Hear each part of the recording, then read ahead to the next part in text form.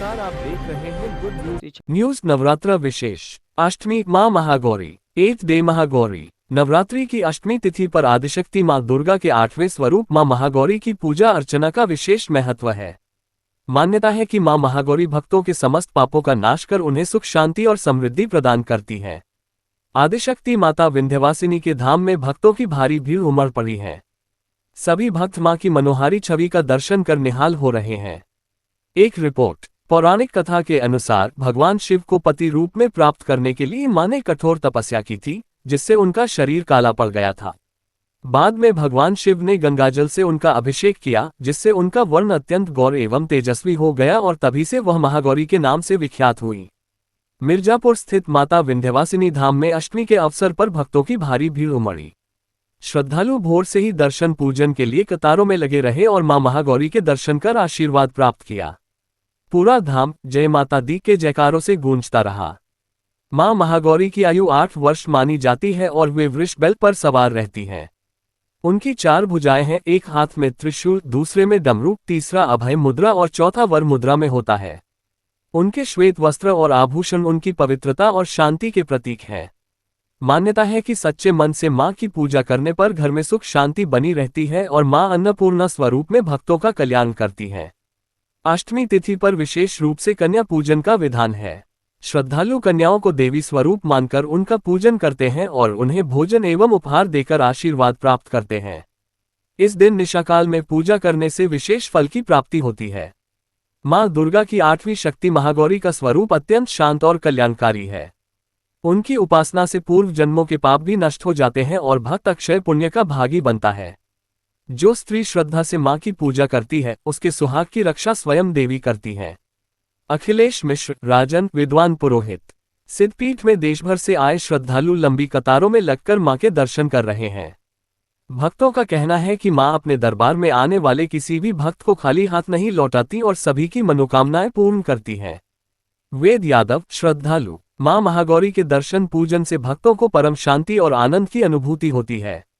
मान्यता है कि सच्ची श्रद्धा और नियम पूर्वक की गई आराधना से मां अपने भक्तों को अभय, सुख, समृद्धि और सिद्धि प्रदान करती हैं। नवरात्र का ये दिन भक्तों के लिए विशेष फलदायी और कल्याणकारी माना जाता है।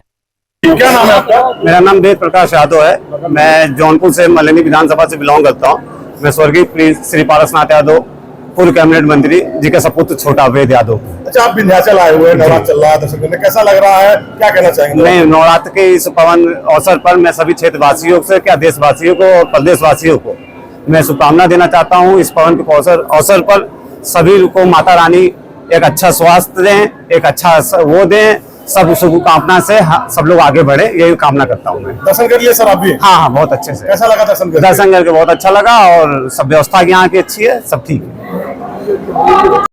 मैं पंडित अखिलेश चंद्र मिश्रा, राजमगुरु, विंध्याचल धाम। आज नवरात्र का 8वां दिन है। हमारे शास्त्रों में आया है, श्वेते वृखे समारूढ़ा श्वेतांबरधरा शुचेः महागौरी शुभम दद्यान महादेव प्रमोददा। महागौरी के रूप में आज के दिन भक्त भगवती का पूजन करते हैं।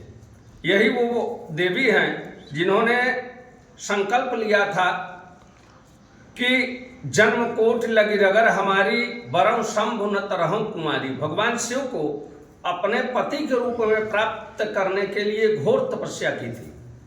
इतनी तपस्या किया था भगवती ने कि उनका पूरा शरीर काला पड़ गया था। और भगवान शिव प्रसन्न होकर के इन्हें गंगा जल से मलमल करके धोया था, तो इनका पूरा शरीर नारियल की तरह गौर हो गया। इसलिए इन्हें महागौरी के नाम से जाना जाता है। इनकी 4 भुजाएं हैं, श्वेत वस्त्र हैं, श्वेत आभूषण हैं, श्वेत बैल पे आरूढ़ है।